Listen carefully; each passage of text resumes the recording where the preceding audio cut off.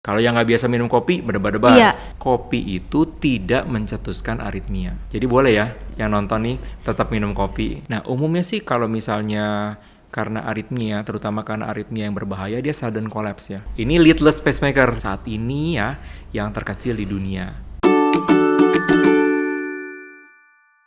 Hari ini kita bakal ngomongin kasus gangguan jantung, khususnya aritmia bersama dengan Dr. Ignatius Jansen, spesialis jantung dan pembuluh darah konsultan aritmia.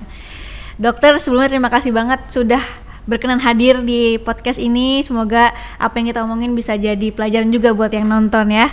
Terima kasih udah diundang juga Mbak Grita. Thank you dok. Kita by the way deket loh di Eka Hospital kan. Saya di BSD. Wah, tetangga kalau gitu dong. Iya, sering banget kalau misalkan ada apa ke Eka Hospital. Oke dok, kita bicara soal jantung ini kan mungkin kalau di Indonesia tuh berapa persen dok tingkat kematian karena jantung? Persentase di Indonesia memang kita tidak tahu datanya secara pasti, tapi penyakit jantung termasuk pembunuh nomor 1 di dunia. Ya, entah dia di negara berkembang, entah di negara maju, atau negara yang underdeveloped, kayak negara-negara Afrika itu pembunuh nomor 1 tetap jantung. Makanya kalau kita lihat tuh dana-dana yang keluar di BPJS, salah satunya yang paling besar itu adalah untuk penyakit jantung. Oke. Nah, gangguan jantung sendiri tuh sebenarnya ada apa aja sih dok? Nah, itu ya. Kalau kita bicara mengenai penyakit jantung, pasti identiknya itu adalah penyakit koroner atau penyumbatan pembuluh darah jantung atau serangan jantung. Karena itu memang yang paling banyak. Tapi teman-teman sekalian, yang perlu kita paham ternyata jantung kita itu bukan hanya terdiri dari pembuluh darah loh. Kita tahu gak? Pembuluh darah? Bukan hanya pembuluh darah aja. Jadi jantung kita selain pembuluh darahnya, ada ototnya, ada katupnya, ada instalasi listriknya. Instalasi listriknya dok? Betul. Jadi ada kelainan di jantung yang karena ototnya aja. Ada yang kelainan karena katupnya saja yang bocor atau menyempit. Ada juga yang penyumbatan. Tapi juga ada yang kelainannya tuh di instalasi listriknya, di baterai jantung dan di kabel-kabel listriknya. Jadi nah itu kerjaan saya tuh. Kerjaan dokter. Iya. Kenapa mengambil elektrofisiologi? Iya, jadi berhubungan dengan listrik-listrik yang ada di jantung. Betul sekali. Berarti itu subspesialis dari spesialis jantung dan pembuluh darah. Iya. Wah, kenapa dok memilih mendedikasikan hidupnya untuk jantung yang bagian listriknya? Ya dokter jantung aja sebenarnya kita populasinya sangat sedikit. Apalagi dokter listrik jantung atau elektrofisiologis ya. Jadi kalau di Indonesia nih jumlahnya tuh nggak sampai 50 loh kita. Nggak sampai 50? 50 dokter untuk 270-an juta penduduk. Gitu. Jadi banyak sekali pasien-pasien dengan gangguan irama yang saat ini tidak terdeteksi dengan baik. Ya, tidak mendapatkan perawatan dengan baik. Karena itu yang membuat saya jadi tertarik untuk belajar tentang ini. Lagian kan seru belajar tentang listrik jantung. Iya. Soalnya saya lihat juga lumayan banyak ya persenan dari penduduk di Indonesia yang sebenarnya itu kena aritmia. Ya kalau aritmia sendiri secara umum itu kurang lebih 0,3%. Ya 0,3 sampai 0,5% dari seluruh penduduk. Jadi kalau kita rata-rata ya mungkin ada beberapa ratus ribu pasien yang seharusnya menderita gangguan irama jantung atau aritmia seperti itu. Ini mungkin orang-orang masih kurang mengerti atau masih bahasanya asing banget nih aritmia. Nah mungkin dokter bisa jelasin apa sih sebenarnya aritmia itu? Jadi aritmia itu adalah penyakit gangguan irama jantung.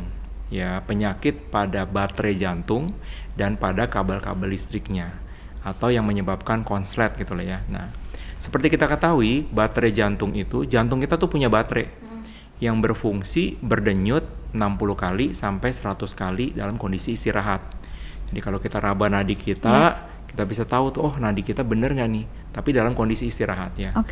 Nah, yang disebut aritmia itu kalau denyut nadinya sangat pelan, mungkin cuma 30-40 dalam waktu istirahat, atau sangat cepat, bahkan ada yang sampai lebih dari 200 atau tidak beraturan, seperti itu. 200? Iya. Jadi kayak olahraga ya? Benar, bahkan lebih dari olahraga ya. Nah, itu yang Karena penyebabnya apa? Karena ada yang konslet di situ. Oke. Makanya saya bilang ke pasien, Bu, saya buka bengkel listrik jantung. Bengkel listrik Itu jantung. tugas saya benerin listrik jantung orang. Oke, jadi ada beberapa tipe aritmia ya, Dok ya. Betul. Lebih lambat, lebih cepat, Dan atau tidak beraturan. beraturan. Tapi kalau misalkan kita istirahat nih dalam jangka waktu 4 jam itu tuh tetap 200 terus, atau sebenarnya bisa normal terus 200 lagi, normal 200 lagi. Oke, jadi yang namanya aritmia itu dia bisa muncul kapan saja dan hilang kapan saja tanpa diundang gitu ya, tiba-tiba datang gitu ya. Jadi bisa muncul kapan saja ya, kemudian bisa hilang kapan saja. Jadi bisa nggak cuma 1 menit? Bisa. Ada juga bahkan sampai berjam-jam atau bisa berhari-hari keluhan aritmianya. Gitu. Jadi bener-bener beda-beda ya setiap orang ya? Iya. Nah, ini yang juga yang menjadi dilema pasien-pasien dengan aritmia, Grita. Apa? Jadi kalau pasien datang ke rumah sakit atau ke dokter dalam kondisi tidak aritmia atau dalam kondisi tidak ada keluhan berdebar-debar, maka kita periksakan apapun juga hasilnya akan normal. Nggak kelihatan. Betul. Jadi misalnya ada pasien di poliklinik, Dok, saya keluhannya berdebar-debar. Kapan keluhannya? Tadi malam. Hari ini berdebar nggak? Sekarang berdebar nggak? Enggak. Makanya mau saya EKG, mau saya USG jantung, pasien mau saya sutritmil, hasilnya akan normal. Oke. Bener-bener sekarang nggak ada cara misalkan mungkin kayak 24 jam dicek atau di observasi gitu, nggak ada juga? Nah, itu tergantung kelainannya. Jadi ada yang aritmianya muncul itu cuman jarang sekali. Artinya munculnya kapan? Ini kedua kali, Dok. Yang pertama kali kapan? Tahun lalu. Jadi kadang-kadang cuma setahun sekali munculnya, atau setahun 2 kali munculnya, atau kadang-kadang ada yang sebulan sekali, seperti itu. Jadi kan nggak mungkin kita pasiennya kita rawat selama 1 tahun kan, walaupun ada alat rekam EKG yang bisa sampai 1 minggu. Tapi kalau misalnya dalam 1 minggu itu tidak muncul keluhannya, maka kita nggak bisa dapatkan apa-apa. Dok, tapi kan ada, Dok, misalkan kalau kita berdebar nih gara-gara mungkin kopinya terlalu kenceng, atau mungkin habis minum alkohol. Nah, itu bisa termasuk aritmia juga, atau memang ternyata adalah hasil dari kopi aja sih sebenarnya? Itu pertanyaan yang menarik sekali. Jadi berdebar itu ada 2. Yang pertama itu memang karena ada gangguan di jantung yang kita sebut sebagai aritmia, atau yang kedua ada faktor dari luar yang mempengaruhi ke jantung sehingga jantungnya berdebar. Tetapi sebenarnya jantungnya ini sebagai akibat, bukan sebagai sebab. Contohnya tadi kopi. Kalau yang nggak biasa minum kopi berdebar-debar, habis minum obat pilek berdebar-debar, makanya dibilang hati-hati sama pasien jantung gitu kan ya. Terus apalagi nih, misalnya pasien gangguan tiroid bisa bikin kelainan berdebar-debar. Atau apa, misalnya pasien cemas, anxiety juga bisa berdebar-debar. Tapi dalam olahraga berdebar-debar. Tapi dalam hal ini jantungnya nggak ada masalah. Jadi faktor resikonya atau faktor pencetusnya itu karena dari luar jantung. Itu bukan aritmia. Itu bukan aritmia. Iya, itu hanya berdebar saja tapi bukan aritmia. Tapi bisakah kalau misalnya kita banyak minum kopi terus berdebar terus menjadi aritmia? Nah, penelitian di Amerika sangat-sangat menarik menunjukkan kalau kopi itu tidak mencetuskan aritmia. Jadi boleh ya yang nonton nih tetap minum kopi. Jangan takut untuk gangguan aritmia kalau minum kopi. Kalau kopi bisa menyebabkan jantung juga? Enggak juga? Enggak. Sama sekali enggak? Pasien saya nanya loh, pasien habis pasang ring, Dok, saya boleh minum kopi nggak? Jawabannya apa? Boleh. Boleh. Kopi hitam tanpa gula. Kenapa? Karena kopi itu juga termasuk salah satu minuman yang paling sehat selain teh hijau. Jadi kopi itu banyak antioksidannya, pencegah kanker, pencegah pikun dan lain sebagainya, asal nggak pakai gula. Kopi hitam tanpa gula. Karena yang jahat itu bukan kopinya, tapi temannya. Gula apa? Susu. Pakai apa kopi biasanya? Gorengan. Iya. Jadi kalau kopinya hitam pakai air aja itu aman. Kopi hitam tanpa gula itu salah satu minuman yang sehat. Jadi kadang-kadang orang suka bilang, Dok, saya nggak rokok loh, saya juga nggak ngopi. Jangan salah, kopi itu nggak masalah, saya bilang. Pasien-pasien operasi bypass, pasang ring, tanya ke saya, Dok, saya boleh minum kopi nggak? Boleh banget, saya bilang, nggak ada masalah. Sesuai porsi, 2-3 gelas sehari kopi hitam tanpa gula. Oke, dicatat ya guys ya. Terus kemudian saya pengen tanya juga nih, siapa aja yang bisa terkena aritmia?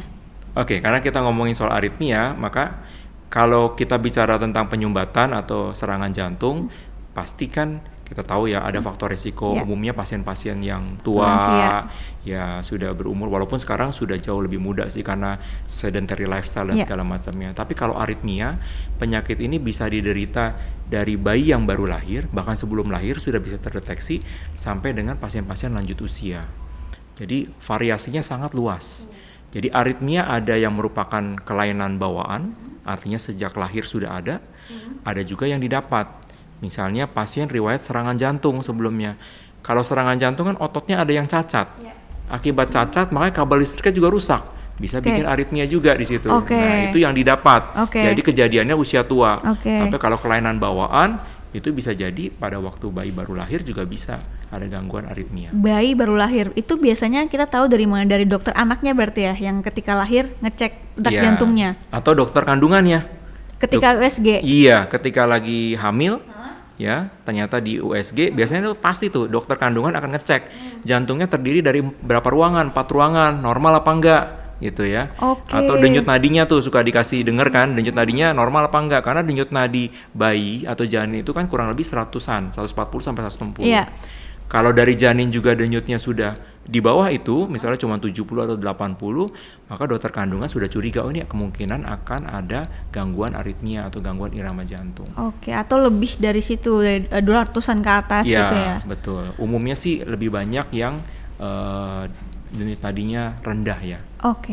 Nah, kalau misalkan dalam janin gitu ya udah kelihatan denyut nadinya rendah, itu apakah udah pasti si ibunya yang hamil punya aritmia juga atau ya memang aja bawaan? Ya, itu penyakit bawaan tapi bukan penyakit keturunan. Ya, belum tentu penyakit keturunan. Jadi, kalau janinnya menderita gangguan aritmia, belum tentu ibunya menderita gangguan aritmia seperti itu. Tapi kalau ibunya ada gangguan aritmia, apakah udah pasti ke janinnya? Belum tentu juga. Jadi, aritmia ini bukan penyakit, walaupun ada yang penyakit keturunan, tapi sebagian besar itu bukan penyakit yang diturunkan. Itu juga sering sekali menjadi pertanyaan ya pasien-pasien nih, ibu atau bapaknya, dok saya ada aritmia, anak saya gimana dok, perlu saya cek apa enggak? Enggak, saya bilang enggak perlu. Kecuali ada penyakit-penyakit tertentu yang kita tahu memang, oh ini gangguan irama jantung karena kelainan genetik, yang kemungkinan besar anaknya juga akan menurun seperti itu. Nah, ini kan tadi dari bayi sampai dengan lansia. Nah, kalau anak-anak sendiri nih, anak-anak mungkin umur 4, 6 gitu, yang terkena aritmia itu biasanya kenapa dok? Maksudnya apa lebih lambat atau lebih cepat? Umumnya penyakit-penyakit karena gangguan irama jantung itu, ya kalau dari anak-anak itu biasanya suatu kelainan bawaan. Ya, kelainan bawaan. Biasanya sih cepat. Kalau yang lambat itu rata-rata karena tadi ya baterai jantungnya sudah mulai soak, maka terapinya biasanya kita pasang pacemaker atau alat pacu jantung. Saya suka bilang, Bu, Bapak ini buat backup gitu ya. Kenapa? Dia kerjanya kayak genset di rumah gitu ya. Jadi kalau misalnya genset di rumah, kalau PLN-nya down kan gensetnya kerja. Nah, kalau misalnya PLN-nya nyala, gensetnya nggak bekerja gitu kan. Nah, ini juga sama. Jadi kita pasang pacemaker. Jadi kalau denyut nadi Bapak Ibu turun, maka pacemakernya akan bekerja. Kalau denyut nadinya nanti normal kembali di atas 60, pacemakernya tidak akan bekerja, dia hanya standby saja. Gitu. Masalahnya ketika di awal-awal baterainya sudah mulai soak, mulai usia lanjut, baterainya sudah mulai soak, itu nggak 24 jam. Tidak 24 jam, maksudnya selalu soak gitu, selalu rendah nadinya, enggak. Jadi kadang-kadang cuman dalam satu hari cuma sekitar 10% aja. Saya ada cerita menarik nih, ibu-ibu 60 tahun dikonsul dari sama dokter lain. Kenapa? Karena dia dalam sehari itu bisa pingsan dan kejang sampai 6 kali. Ya, dalam sehari bisa kejang dan pingsan selama 6 kali gitu ya. Maka pasti dikonsulnya pertama-tama ke dokter saraf karena kejang kan. Sampai di EKG, di EEG, di MRI segala macam semuanya normal, baru dikonsul ke kita. Ternyata apa? Saya pasangin EKG 24 jam, ternyata dalam 24 jam itu ada 33 kali episode yang jantungnya tuh berhenti. Lebih dari 6 detik. Jadi pada waktu saya di EKG juga normal, nggak ada masalah, tapi begitu dipasang Holter monitoring yang 24 jam kelihatan ada yang berhenti. Pada saat itulah dia kejang dan pingsan. Gitu. Jadi maka saya pasang alat pacemaker. Bu, ini untuk backup. Jadi kalau jantung ibu berhenti, pacemakernya bekerja. Bayangkan kalau yang tadinya denyut nadinya 60-100, tiba-tiba denyut nadinya cuma 30. Iya. Pasti kan darah yang ke otak gak berkurang. Iya. Maka pasiennya pusing, lemas, kadang-kadang suka pingsan. Tapi kalau sampai benar-benar berhenti, ya pasti pingsan. Oke, berarti kalau boleh tahu gejala aritmia itu apa aja sih, Dok? Jadi gejala aritmia itu sangat bervariasi ya. Kalau tadi saya cerita, salah satunya memang pingsan. Iya, karena jantungnya berhenti gitu ya, atau nggak normal. Jadi keluhannya tuh bisa dari yang nggak ada keluhan sama sekali sampai bisa sangat berbahaya yang menyebabkan henti jantung. Yang nggak ada keluhan nih, pasien-pasien saya banyak yang datang berobat karena ketahuan dari medical check up. Nggak ada keluhan sebenarnya. Jadi ada pasien saya usia 24 tahun nih. Sejak dari 22 tahun lulus kuliah, nggak pernah diterima kerja. Kenapa? Karena nggak pernah lolos tes kesehatan, karena ada gangguan irama jantung. Walaupun dia bilang, dok saya nggak ada keluhan sama sekali gitu. Gitu. Jadi ketahuannya karena medical check up. Jadi akhirnya itu dibenerin. Jadi yang konslet itu saya benerin, baru akhirnya bisa normal kembali. Walaupun dia nggak ada keluhan. Jadi ketahuan dari medical check up. Paling sering sih karena berdebar-debar. Berarti pas medical check up dia sedang berdebar-debar, jadi kelihatan? Enggak juga. Oh, enggak juga? Enggak ada keluhan dia. Totally nggak ada keluhan. Jadi memang ada yang benar-benar nggak ada keluhan. Jadi kelihatan aja gitu ya? Betul, ada yang tidak normal. Ada yang cuma skip beat, denyut jantung tambahan, atau VS, jadi normalnya duk. Jadi ada denyut tambahan aja. Tapi buat dia nggak ada masalah, nggak ada keluhan sama sekali. Itu bisa terjadi. Sampai tadi yang saya cerita, bisa menyebabkan sudden cardiac death, gitu, yang sangat-sangat berbahaya. Nah, untungnya sih gangguan irama yang berbahaya ini sangat-sangat sedikit sekali. Tapi kejadiannya biasanya pada pasien-pasien muda. Makanya suka bikin heboh tuh. Ya, kalau yang nonton bola pasti tahu ya tentang Christian Eriksen di Euro 2020, di tahun 2021 tiba-tiba dia kolaps, cardiac arrest di tengah lapangan. Itu karena gangguan irama jantung yang berbahaya. Di CPR, dibawa ke rumah sakit, kemudian benar-benar terdiagnosis sebagai gangguan irama jantung yang berbahaya. Oke, ini menarik ya, soalnya kan beberapa kali juga ada public figure yang meninggal ketika setelah futsal atau setelah berolahraga gitu kan. Itu tuh bener nggak sih, Dok, itu karena serangan jantung atau karena aritmia? Nah, ini juga nih info yang menarik. Jadi penelitian menunjukkan kalau seseorang olahragawan atau yang berolahraga kemudian meninggal mendadak, itu kalau di atas usia 35 tahun itu umumnya karena penyumbatan atau karena serangan jantung. Tapi kalau yang di bawah 35 tahun biasanya ada faktor lain. Ya, salah satunya adalah gangguan irama jantung atau aritmia. Kalau searching yang sudden cardiac death atlet gitu, banyak banget. Dari pebasket, dari pesepak bola, kemudian pebulu tangkis, pokoknya banyak sekali. Tapi memang setelah, kalau di luar negeri kan mereka lebih teliti ya. Jadi mereka kemudian setelah itu mereka otopsi, ketahuan memang yang ini karena memang gangguan penyumbatan, yang ini karena gangguan karena aritmia. Gitu. Tapi bisa nggak sih, Dok, dilihat kalau misalkan di lapangan gitu ya, meninggal itu karena aritmia atau karena serangan jantung? Nah, umumnya sih kalau misalnya karena aritmia, terutama karena aritmia yang berbahaya, dia sudden collapse ya. Jadi jantungnya yang tadinya berdenyut bagus, tiba-tiba langsung tidak memompa sama sekali, jadi langsung sudden collapse. Kalau karena serangan, biasanya pasien akan ngeluh, megang, kemudian nyeri dada, sesak nafas, kemudian keringat dingin gitu, sebelum dia collapse. Gitu. Jadi kalau serangan itu ada prosesnya? Iya, betul. Tapi kalau yang satu lagi itu yang tiba-tiba aritmia yang berbahaya biasanya tiba-tiba langsung kolaps karena jantungnya tiba-tiba tidak berdenyut dengan baik.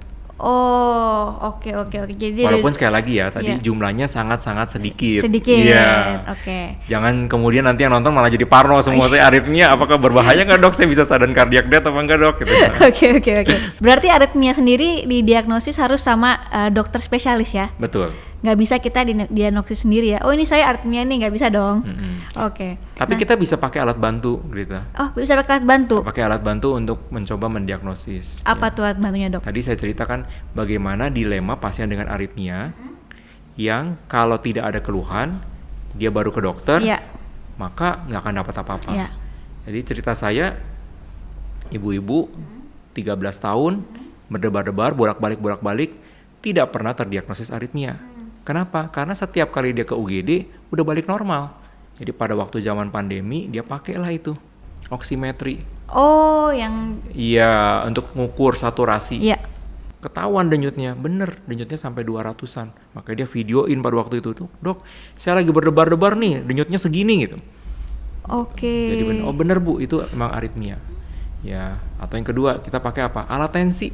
Atensi juga bisa. Alat tensi, kalau kita tensi kan ada atasnya sistolik, bawahnya diastolik, bawahnya ada denyut nadi. Iya. Nah itu bisa juga dipakai. Oke. Bisa mendeteksi, oh ternyata denyutnya tinggi. Kalau zaman sekarang yang canggih kan kita punya smartwatch. Oke. Dari yang murah Mm-mm, sampai yang mahal, kita bisa mendeteksi gangguan irama jantung. Kita berdebar, kita tinggal lihat aja denyutnya berapa. Jadi kadang-kadang kalau pasien datang ke poli, saya udah nanya, dok saya berdebar, ya kapan berdebarnya kemarin, denyutnya berapa? Oh iya, saya lihat smartwatch saya, sampai 150 seperti itu. Dan tahu gak, ternyata di Amerika itu, American College Cardiology sudah meng-ACC atau memvalidasi kalau smartwatch, dalam hal ini Apple Watch ya, sebagai salah satu alat yang dipakai untuk mendiagnosis gangguan irama jantung, Oke. terutama atrial fibrilasi. Oke, berarti kalau udah seperti itu yang mungkin tidak berirama dengan baik, boleh langsung ke dokter gitu ya, Betul, untuk diperbaikin. betul. Oke, berarti langkah awalnya bisa sendiri nih sekarang untuk apa ya namanya, bikin sejarahnya ya, historinya Kan dulu. udah tahu tuh denyut Iya. nadi yang normal berapa, Iya. 60 sampai 100. Betul. Kalau lagi berdebar-debar, coba cek dulu denyut nadinya berapa. Oh bener nih, ternyata denyut nadinya saat saya lagi berdebar itu sampai 150 gitu. Atau denyut nadinya yang loncat-loncat. Gimana cara taunya? Kalau di oximetry kan ada grafiknya Iya. tuh. Kalau ada yang tidak normal gitu kan kelihatan, oh ini bener tidak normal gitu. Oke. Jangan ragu untuk datang dan cek ke dokter. Dokter. Walaupun belum tentu harus obat, walaupun belum tentu harus tindakan. Iya, gitu. iya. Dan tadi kan kita udah ngobrol bahwa ada yang ringan sampai yang berat, ya kan dok? Nah itu tuh saya juga baca katanya ada yang malah nggak perlu obat, sampai ada yang harus dilakukan tindakan. Nah indikasi-indikasi apa aja nih dok? Boleh dijelasin nggak? Oke, jadi prinsipnya adalah kalau pasien dengan gangguan irama jantung tidak selalu harus diobatin. Ya, kalau ada skip beat, ya denyut jantung tambahan. Tapi denyut jantung tambahan itu yang kita sebut bermakna atau signifikan itu kalau lebih dari 10%. Ya, jadi kalau denyut rata-rata manusia itu sehari semalam itu 100.000. 100.000 denyutan ya. Jadi kalau lebih dari 10% berarti lebih dari 10.000. Berarti Jadi kalau skip beatnya Iya. atau loncat-loncatnya itu nggak sampai 10.000, ya itu Nggak nggak apa-apa. perlu diapa-apain. Oke. Walaupun pasiennya, dok nggak enak nih, kadang-kadang dak-dik-dak-duk gitu, ya nggak ada masalah saya bilang. Jadi kadang-kadang kita harus mengubah mindset. Jadi saya bilang, Bu, Ibu punya aritmia, tapi aritmia tidak signifikan dan tidak berbahaya. Jadi sebenarnya tidak perlu diobatin. Jadi Ibu harus mengalihkan pikiran ke tempat lain. Mungkin supaya lebih tenang, bisa meditasi, atau bisa yoga, atau bisa berdoa, atau apapun juga saya bilang. Ya, jadi kalau memang keluhan itu muncul, ya nggak apa-apa, Ibu bisa menerima gitu. Oh iya, saya benar, saya ada aritmia. Oke. Tapi aritmia tidak berbahaya. Tapi kalau ekspektasinya tidak muncul sama sekali, ya kadang-kadang nggak bisa gitu. Ya, itu kan yang membuat pasien menjadi cemas. Tapi banyak sekali pasien setelah dikasih tahu seperti itu, mereka akhirnya paham, oh ya memang benar, saya ada aritmia, nggak berbahaya, nggak perlu obat. Seperti itu. Sedangkan yang perlu obat kalau yang memang tadi denyut nadinya sampai sangat cepat sekali. Itu berarti ada yang konslet tuh gitu. Ya, ada yang konslet, maka kita perlu perbaiki. Ya, kita perlu nama tindakannya tuh kateter ablasi. Ya, Itu kalau yang terlalu cepat. Iya, yang terlalu cepat. Jadi kateter ablasi itu apa sih? Jadi itu tindakan minimal invasif, pasiennya cuma dibius lokal, ada kateter kecil ke jantung. Di situ nanti akan diperbaiki yang konslet tadi. Saya suka bilang dipanasin, Bu, saya solder, Bu. Ya, biar kabel listriknya benar lagi, nanti aritmianya nggak muncul lagi, abis itu ibu sudah sembuh, tidak perlu minum obat lagi. Kadang-kadang juga nanya, dok boleh nggak minum obat? Boleh, tapi obat tidak menyembuhkan. Kenapa? Konsletnya tetap ada. Jadi dia hanya menahan supaya tidak muncul. Ibu minum obat harus seumur hidup, sedangkan kalau kateter ablasi, sekali tindakan ibu bisa sembuh dan tidak perlu minum obat lagi, seperti itu. Jadi pilihannya antara minum obat atau diselesaikan dengan cara ablasi. Betul. Oke, nah boleh nggak dok ceritain mungkin ada nggak sih pengalaman dokter menangani kasus aritmia yang paling berkesan buat dokter? Oke, jadi karena aritmia itu memang sebagian besar itu tidak berbahaya ya. Ya, jadi memang pasien berdebar atau sesak gitu ya, tapi sebenarnya tidak berbahaya, artinya tidak mengancam nyawa. Ya. Tapi sangat mengganggu buat pasien. Jadi saya ada satu pasien anak-anak 14 tahun. Ya, anak-anak 14 tahun dari Surabaya. Anak ini pas pandemi nih. Pas pandemi dia ke sekolah olahraga, kemudian muncul aritmianya berdebar sampai 200 kali per menit ya. Gurunya takut, anaknya dipulangin ke rumah. Orang tuanya juga ketakutan kan, bawa ke rumah sakit, dibilangin gangguan irama SPT. Ya, kemudian abis itu anaknya tidak diperbolehkan untuk sekolah lagi. Sekolahnya nggak mau terima. Anaknya juga orang tuanya juga ketakutan. Akhirnya orang tuanya bilang, ya udah saya homeschooling aja. Jadi anaknya di homeschooling. Karena ini sudah kejadian yang kedua kali gitu. Ya. Waktu itu pasiennya telekonsultasi, saya jelasin, Bu, ini namanya gangguan irama jantung SPT atau gangguan konslet di listrik jantungnya. Saya bilang, ini tidak mengancam nyawa, tapi sangat bisa disembuhkan, saya bilang, Bu. Walaupun tidak mengancam nyawa, tapi buat anak ibu, ini akan jadi traumatik sekali. Setiap kali dia mau keluar, dia mau olahraga, dia mau kegiatan, dia takut itu akan muncul sekali. Saya bisa sembuhin, Bu. Kita ablasi, kita sembuhin supaya dia sembuh dan tidak perlu minum obat lagi dan gangguan iramanya nggak muncul. Saya ablasi waktu itu, sampai saat ini sudah hampir 4 tahun nggak pernah muncul sama sekali tiap kali kontrol. Gitu. Ya. Tapi harus tetap kontrol, Dok. Berapa lama tetap Setahun harus kontrol? sekali. Setahun sekali? Yes. Dan nggak pernah minum obat lagi dan tidak pernah kumat lagi sama sekali. Itu yang saya bilang, kenapa sebagian besar 90% lebih pasien gangguan irama yang cepat itu sebenarnya bisa diobatin dan bisa disembuhkan tanpa harus minum obat lagi. Dengan ablasi Dengan itu. ablasi itu dibenerin. Gimana? Datang ke bengkel listrik jantung. Oke, gimana kalau yang terlalu lambat? Yang terlalu lambat ya tentu terlalu lambat itu biasanya pasien-pasien tua. Yang tadi saya cerita kalau baterai jantungnya sudah mulai soak. Nah, pasiennya akan ngeluh lemes. Kenapa? Karena aliran darah ke otaknya berkurang. Tapi yang hebatnya yang nyiptain kita, ya kalau baterai jantungnya yang utama mati, jantungnya nggak langsung berhenti. Canggih kan?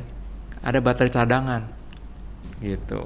Gimana ceritanya, Dok? Jadi kalau baterai jantung kita mati, ya soak. Jantungnya denyut nadinya nggak langsung nol, ada baterai cadangan. Tapi baterai cadangan ini denyutnya cuma 30-40 kali, jadi nggak cukup. Gitu. Jadi kita pasang alat pacu jantung, pacemaker namanya, untuk membantu supaya denyut jantungnya kembali normal. Karena sebenarnya pasiennya bagus, ya. Ada pasien saya 5 tahun yang lalu, kakek-kakek umur 95 tahun dari Pulau Belitung. Setiap hari masih jadi petani, masih nyangkul. Tiba-tiba suatu hari pingsan. Denyutnya cuma 30. Dibawa ke Tangerang waktu itu, ke Eka, ya. Bener, memang baterai jantungnya yang utama mati. Jadi dia pakai baterai cadangan sekarang, nggak cukup. Saya pasang pacemaker. Setelah pasang, dia bisa bekerja lagi karena otot jantungnya sebenarnya bagus. Bisa kerja lagi. Ada malah yang maraton. Jadi seperti itu juga, baterai jantungnya soak, pasien laki-laki umur 60-an gitu. Saya pasang pacemaker, setelah pasang pacemaker 6 bulan kemudian dia laporan, Dok, saya baru ikut half marathon. Oke. Jadi sebenarnya semua yang di jantung itu sebenarnya kalau lebih cepat kita taunya bisa diobatin dengan baik ya, Dok ya? Betul sekali. Jangan anggap remeh. Jangan anggap remeh. Dan juga jangan takut sih kayaknya, Jangan Dok. takut, betul. Jadi saya sempat cerita di IG bagaimana pasien saya yang tidak pernah ketahuan atau tidak pernah terdiagnosis aritmia, ya, karena setiap kali ke rumah sakit selalu normal sampai dibawa ke psikiatri. Sejak itu muncul banyak sekali DM ke saya dan di reply itu ternyata memang banyak yang mengalami kejadian yang sama. Mereka merasa keluhan berdebar-debar, tapi ketika ketemu dokter jantung selalu dibilang normal, akhirnya merasa kalau mereka jangan-jangan saya ada kelainan panic attack atau misalnya rasa cemas berlebih, anxiety yang menyebabkan gangguan irama jantung. Ya, terus dia malah ke psikiatri ya. Iya, walaupun mungkin aja bisa. Bisa. Tapi mungkin sebagian besar itu sebenarnya karena ada gangguan aritmia yang tidak pernah terdiagnosis dengan tepat. Seperti itu.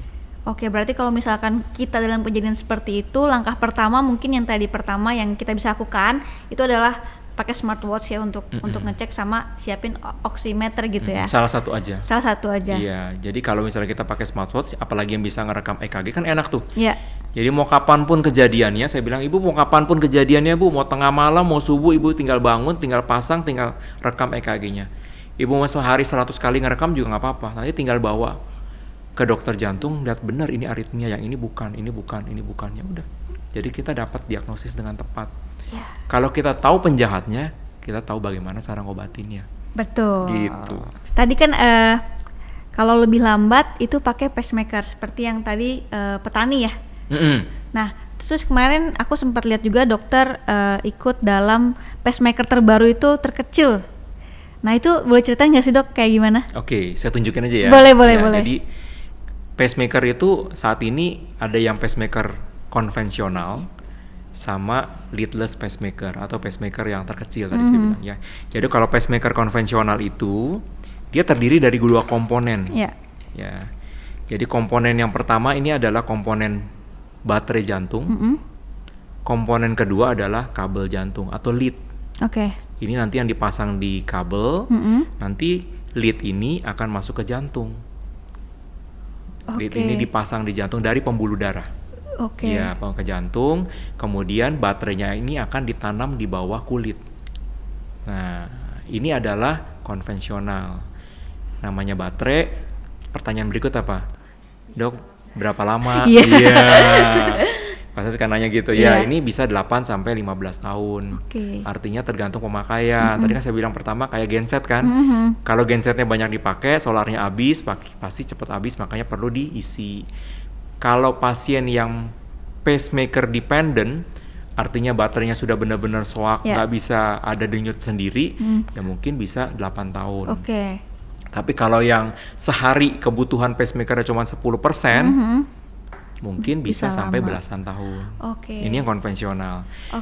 Nah, sebentar ini, dok, setelah 8 tahun diapain? Ganti baterainya. Oh, dioperasi lagi berarti? Ganti baterainya. Jadi bius lokal ya. Iya, jadi bius bukan lokal. operasi bius lokal. Jadi di bius lokal saya kecil cuma 3 cm. Di bius lokal saja, ininya diselipin di bawah kulit, kabelnya dimasukin lewat pembuluh darah ke jantung. Bius lokal saja. Kabelnya setelah 8 tahun diganti juga atau cuma baterainya aja? Kalau kabelnya masih bagus, kabelnya nggak usah diganti. Gitu. Kalau kabelnya sudah bermasalah, misalnya sudah ada kendala gitu, kabelnya juga ikut diganti. Makanya biasanya kita pasang di tangan yang non dominan. Kiri misalnya gitu. Iya, kalau yang biasanya bukan kidal, saya pasang di kiri. Kalau yang kidal, saya pasang di kanan. Karena kalau dipasang di kanan yang dominan, takutnya gerak-gerak kabelnya bisa putus. Oke. Nah, satu lagi dok. Ini yang kecil. Iya. Ini leadless pacemaker, leadless tanpa lead. Jadi baterainya, kabelnya semua sudah di sini. Masukin langsung ke dalam jantung, ditanam di dalam jantung. Nah, ini baterai atau pacemaker saat ini ya yang terkecil di dunia. Bisa bertahan sampai belasan tahun. Jadi baterai ini sama baterai ini sama. Cuma itu yang kecilnya. Cuman ini yang kecil, leadless pacemaker. Pasien apa? Contohnya, pasien saya, dok, saya masih mau main tenis, masih mau main golf. Jadi saya nggak mau dong yang dipasang di sini gitu. Saya mau yang ditanam di jantung aja, supaya nanti saya bisa tetap aktif tanpa ada gangguan sama sekali. Yang kedua, pasien dengan riwayat cuci darah. Karena pembuluh darahnya kan akan di-preserve supaya sewaktu-waktu kalau perlu untuk cuci darah. Jadi kita pasang ini. Itu. Sudah sangat canggih saat ini ya. Itu dari kapan dok udah adanya? Udah. Yang kecil. Kalau di Indonesia sih mungkin sekitar 5 tahunan lah ya. Ya, tapi kalau di luar sudah lebih lama dari itu. Kadang-kadang pasien suka nanya tuh juga tuh, dok, tadi ngomongin baterai ya, dok bisa nggak sih nanti bisa wireless charging gitu.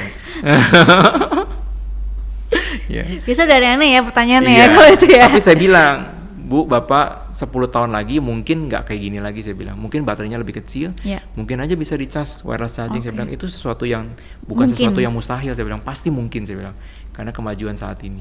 Dok, tapi kalau yang itu berarti gantinya juga tinggal dicopot, pasang lagi gitu ya dok ya? Kalau yang kecil? Iya, bisa dicopot, bisa dipasang ulang, atau yang lama ditinggalkan dipasang yang baru juga nggak apa-apa. Menurut penelitian, jantung kita itu bisa memuat sampai 4 ginian. tanpa ada gangguan fungsinya. Oh. Jadi kalau misalnya sudah scar, dia sudah ini keras, sudah nggak bisa dicabut lagi, sudah let it go, biarin aja pasang yang baru.